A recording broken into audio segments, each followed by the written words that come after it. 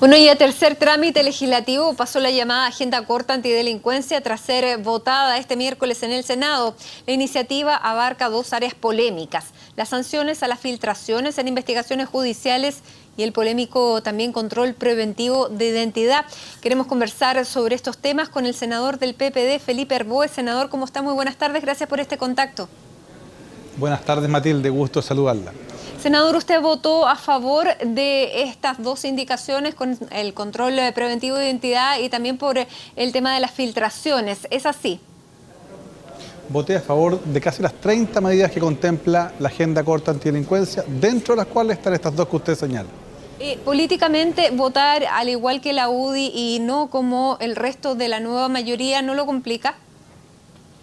No solo la UDI votó a favor, la democracia cristiana, en gran parte de sus senadores también votaron a favor. Mire, Matilde, usted sabe perfectamente, conozco el tema de la delincuencia, he tenido mucha experiencia práctica en la materia y aquí hay ciertos prejuicios en ciertas materias. Le voy a poner lo siguiente: se ha comparado, o algunos han intentado comparar, el control de identidad aprobado ayer con la detención por sospecha. No tienen nada que ver una cosa con la otra. La detención por sospecha, que yo valoro la derogación que hicimos en el año 1998, obligaba a las policías a detener. Aquí lo único que se hace es facultar, no obligar a las policías para controlar la identidad, es decir, pedir la identificación.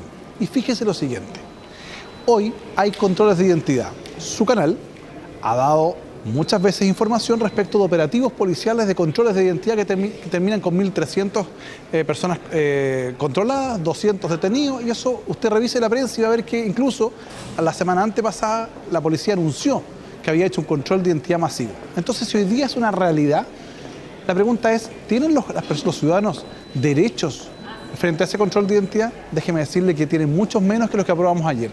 La norma que aprobamos ayer es mucho más garantista que la que hoy día está vigente. Por ejemplo, con la nueva normativa, el carabinero, antes de hacer un control de identidad, tiene que identificarse nombre, placa y unidad. En segundo lugar, la ley nueva distingue entre mayor de 14 y menor de 18 y el mayor de 18. La actual normativa no distingue. Puede llevarse a la unidad policial a las dos personas hasta por 8 horas. Esta ley dice: no, cuidado. Si se trata de un menor de edad, lo primero que tiene que hacer el carabinero es llamar a los padres en el lugar. Si no logra ubicar a los padres, puede el menor identificarse bajo cualquier tipo de identificación, cualquiera. No solo el carnet de identidad, como es hoy día, sino incluso la tarjeta estudiantil, cualquier identificación que tenga. Tercero, adicionalmente, en el caso del control de identidad que aprobamos ayer, establece que las policías van a tener que tener medios tecnológicos, es decir, la huella dactilar, para poder controlar en el lugar. No queremos que se lo lleven a la unidad policial. Pero en el evento de que todo lo anterior no sea posible identificar o la persona se niega a identificarse, en ese caso se faculta, no se obliga a la policía a poder llevar al adulto o al menor a una unidad policial. Y a diferencia de lo que hoy día hay en la ley, que faculta para tenerlo 8 horas, ahora se dice mayor de 14, menor de 18, máximo 1 hora. Mayor de 18, máximo 4 horas. Es decir, es mucho más garantista.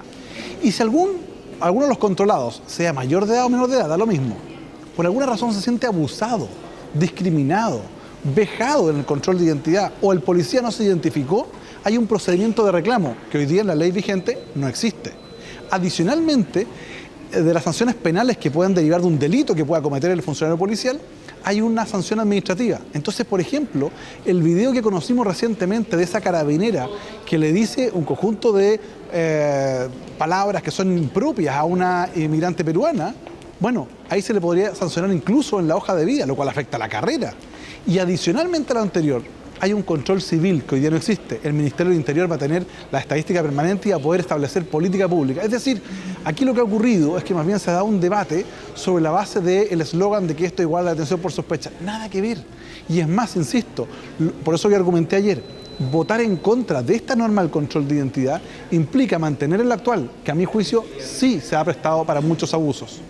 Senador, sí, más allá de eso, siempre se piensa que gobiernos de un determinado color político van a tender más hacia las libertades que a mantener ciertas restricciones, y es por eso que se han dado las críticas a este artículo y a digamos, a este apartado del tema del control de identidad. Y es por eso que le quiero preguntar, digamos, condice con un gobierno de esta línea de la presidenta Bachelet mantener un control de identidad y en vez de sacarlo, por ejemplo? Pero a ver, si no es que solo mantenerlo. Este es un proyecto del gobierno. Este no es una iniciativa mía, no nació en el Parlamento. Aquí hay una indicación de la presidenta de la República que establece el control de identidad. Entonces esto no es una invención del Parlamento, ¿se fija? Y en razón de ¿La qué? contradicción puede ser del gobierno? Es que yo no creo que haya contradicción, porque si usted asegura un control civil a este tipo de procedimientos y consagra un conjunto de derechos, se está haciendo cargo de una realidad. Mire, Matilde, le voy a hacer un símil con el proyecto del aborto. Algunos levantan la bandera y dicen, mire, ¿sabe qué? En el mundo del deber ser, ojalá no hubiese aborto, ojalá, ideal. Pero en el mundo del ser ocurren, en la sociedad ocurren, y tenemos que hacernos cargo de esa realidad. Bueno, aquí es lo mismo. Aquí ocurre el control de identidad. Está ocurriendo y usted puede verlo en todos los medios de prensa, los procedimientos que se hacen. Y se producen abusos. Como ocurre eso, el legislador tiene que hacerse cargo y establecer un conjunto de derechos. Y si uno revisa la norma aprobada, es mucho más garantista que el actual artículo 85 que está instalado en el Código Procesal Penal. Adicionalmente, aquellos que han levantado la voz diciendo esto es una afectación de las libertades, nada dijeron cuando hace unos tiempos atrás aprobaron el control de identidad para el caso, por ejemplo, de las inmediaciones de los estadios, en los partidos de fútbol. Entonces, lo aprobaron, no hubo ninguna discusión al respecto. Entonces, ¿sabe qué? Yo creo que aquí hay mucho también de prejuicio, legítimo por cierto, pero quiero darle total tranquilidad a Matilde. Esta norma que aprobamos nosotros ayer en el Senado es mucho más garantista que la que hoy está vigente. Sí, pero más allá de eso, senador, y yo le quiero insistir en el punto, el control de identidad Carabineros lo puede establecer con todas estas características que usted dice que me imagino que no van a ser posibles en todas las zonas del país porque hay zonas apartadas donde no se va a poder tener el aparato electrónico, va a funcionar de otra manera. Pero siempre va a ser sobre la base de un prejuicio más allá de que una persona esté en sospecha de cometer un delito. Me imagino que siempre el control se va a realizar a un tipo de personas y no a otras. Si usted no fuera senador y no fuera conocido, tal vez a usted no le harían un control de identidad. Entonces, por eso le pregunto, ¿se mantiene un prejuicio? Pero déjeme decirle, Matilde, lo que usted me está diciendo es que me está describiendo lo que hoy día ocurre. Hoy, mientras usted y yo estamos conversando, ocurren controles de identidad que pueden significar abuso, prejuicio, y como no hay procedimientos de reclamo, no hay sanciones administrativas, no hay nada que hacer. Esta norma lo que hace es que en esos casos contempla procedimientos de reclamo, distingue y protege a los menores y adicionalmente establece sanciones para aquellos que efectivamente cometan abusos. Aquí hay que partir de la base de que se supone que la autoridad va a realizarlo con el criterio como corresponde.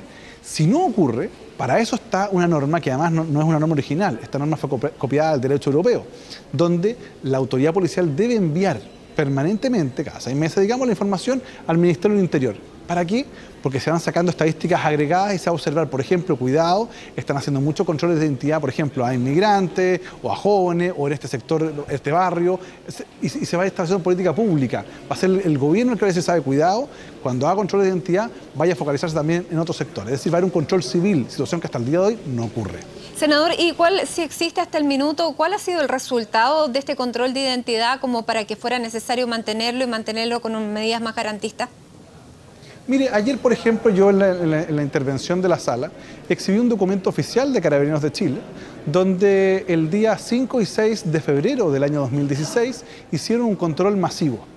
En este control masivo se controlaron hicieron cerca de 28.000 controles. De los 28.000 controles que hicieron, 7.000 fueron controles de identidad. Y fíjese que las estadísticas de Carabineros, no las del gobierno, no las mías, no las del Senado, de Carabineros, señala que hubo cerca de 200 personas que fueron detenidas de esos controlados de identidad por algún tipo de porte ilegal de arma de fuego, en otro caso porte de algún tipo de droga, y adicionalmente cerca de 200 personas también tenían órdenes de detención pendientes, es decir, permitió sacar de la calle a personas que estaban con orden de detención pendiente. Y después, ¿qué es lo que ocurre? Cuando uno adopta medidas de esta naturaleza, insisto, lo que tenemos que lograr es que haya una compatibilidad entre la posibilidad de pedir la identificación, no detener, con el legítimo derecho a no ser trasladado a la unidad policial. Y para eso hay que implementar estos mecanismos tecnológicos y el tema del teléfono y todo lo que hemos establecido. Porque de lo contrario, ¿qué es lo que nos pasa? Fíjese que el año pasado, perdón, el 2014, tuvimos 1.130.000 hogares víctimas de hurtos y robos. Y de ese 1.130.000 hogares, contrario a lo que la gente cree, el 87,6%, casi 9 de cada 10 de esas casas, eran del nivel socioeconómico C3 y D, es decir, clase media. Gente que está en su casa, lo asaltan y resulta que ¿qué es lo que ocurre? Le roban el producto que tiene, la bicicleta, el televisor, el computador, y tiene que seguir pagándolo porque lo compró a cuota. Es gente de clase media forzada. Y cuando uno empieza a ver, oiga, uno se da cuenta que, fíjese, estadística de Carabineros, hay 378 personas que han sido detenidas más de 50 veces y andan circulando. Entonces, claro, cuando uno le otorga una facultad a la policía para que controle la identidad y eventualmente se encuentra alguno de ellos, lo saque de circulación, uno está evitando también que esa familia honesta, esforzada, trabajadora, sea asaltada, pues, ¿se fija? Bueno, y eso no es que lo diga un senador, eso lo dicen las propias policías, que son los operadores del sistema. Si es distinto opinar desde sentado desde la casa a estar en la calle, que son los que están en el sistema, ¿se fija? Senador, bueno, esto va a pasar a la Cámara de Diputados y me quiero detener en otro de los artículos que ha sido polémico y es el que la norma que penaliza la filtración de investigaciones y que penaliza a los que están siendo partícipes de una investigación, que excluye a los periodistas, pero que sin embargo nos deja a los periodistas sin fuentes. ¿Qué le parece? No, a ver, para ser súper claro, hoy día la ley vigente, el artículo 182 vigente del año 2000, establece que la carpeta investigativa es reservada y solo pueden acceder los intervinientes. Eso lo dice hoy día la ley y eso no se ha modificado. ¿Qué es lo que ocurría? Que en investigaciones, por ejemplo, porque esto fue en el marco de la Agenda Corta Antidelincuencia, ¿qué nos decía el fiscal? Mire, de repente tenemos bandas que se dedican a la compra y venta de objetos robados. Nosotros hacemos alguna investigación, por ejemplo, infiltramos esa banda con algún agente encubierto y resulta que de repente un abogado, un perito, filtra la información y se frustra la diligencia. Entonces, ¿qué es lo que pasaba hoy día? La norma vigente sanciona ¿a quién? Sanciona al funcionario público, al fiscal y al policía. Pero si es el abogado creyente, si es un interviniente que no es funcionario público, no tenía sanción, lo cual es tremendamente injusto. Senador, porque al final del día se frustraba la investigación. Sí, pero da la casualidad que justamente esto se propone y se pone en esta ley de ley corta contra la delincuencia precisamente cuando las filtraciones son las que están afectando a senadores, a políticos y no cuando efectivamente se producen filtraciones que atentan contra una investigación. Se lo ponía como ejemplo ayer al senador Guille, lo que pasó, por ejemplo, cuando se dio a conocer absolutamente toda la declaración de uno de los imputados en el caso del matrimonio Luxinger-Macay, del incendio.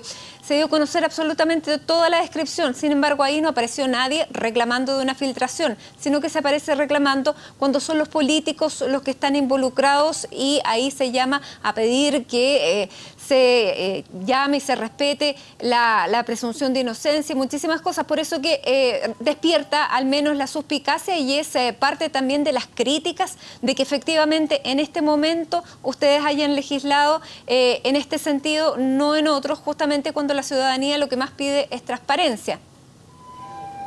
Distingamos, Matilde, dos cosas.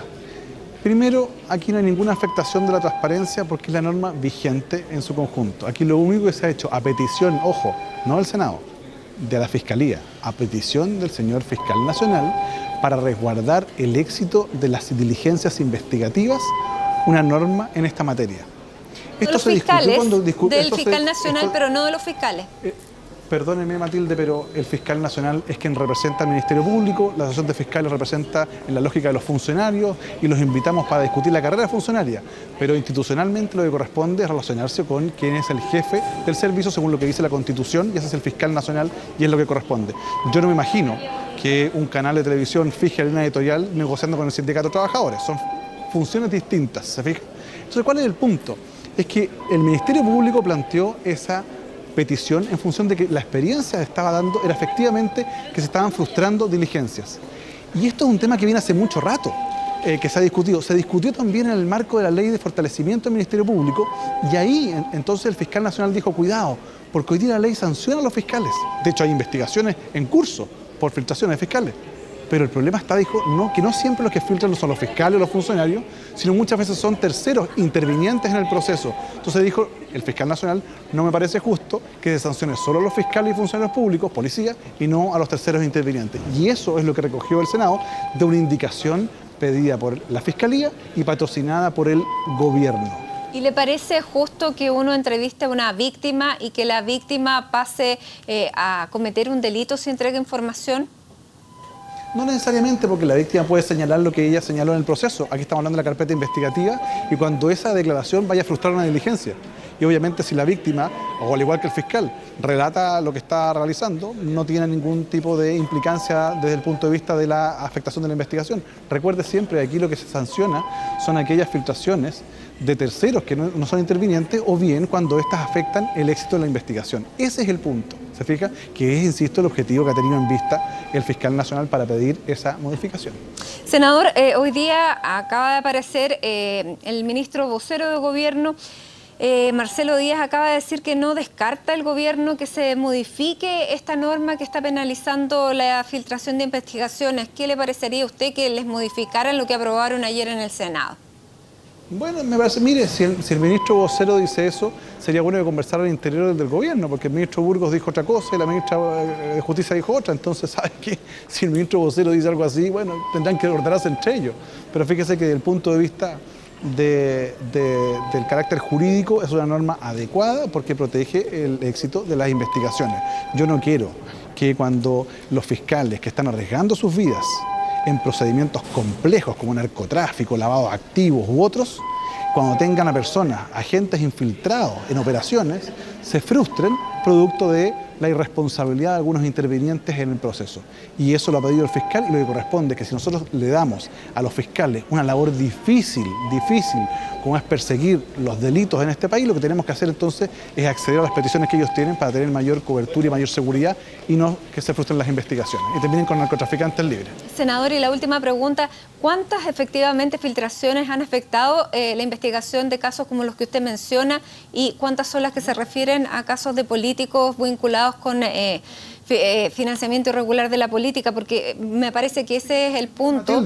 Matilde, a ver, usted da un punto, pero ojo, casi todas las causas hoy día de la investigación a ratas políticas son públicas, se filtró todo, se ha filtrado todo. Entonces no hay ningún efecto.